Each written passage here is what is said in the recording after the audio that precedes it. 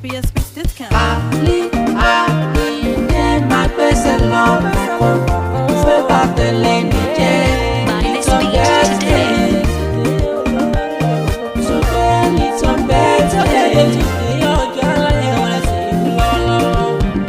And love was Speech is Àlídá ìdẹ́lẹ̀ ọmọ ọlọ́jọ́ ìdòdò kí ọlọ́jọ́ ayẹyẹ.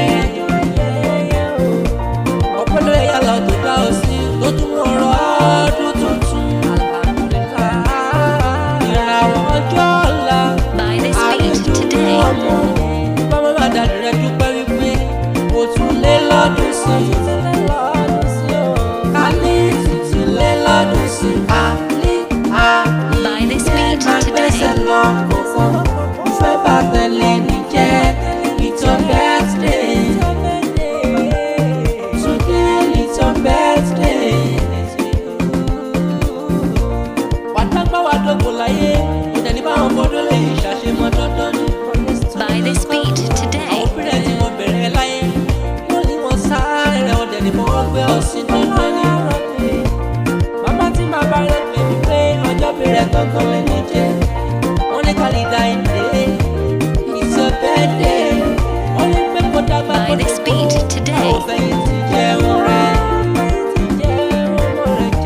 Bàbá rẹ̀ ọmọ ni ìlú ké sí mi wípé kó túbọ̀ dàgbà kó dògbò dáadáa.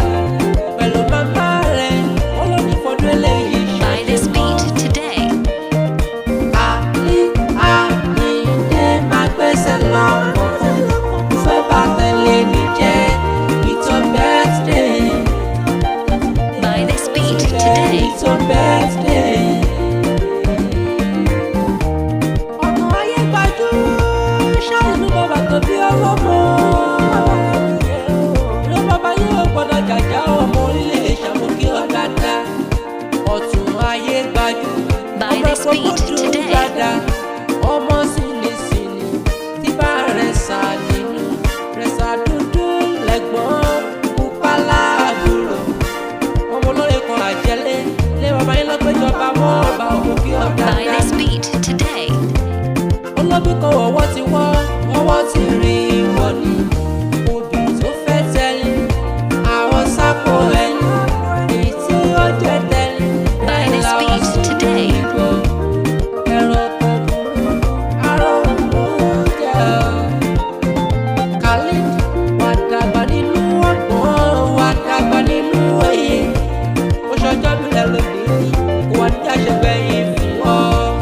Buy this speech today. Àlídé máa gbẹ́sẹ̀ lọ fẹ́ bá tẹ̀lé ní.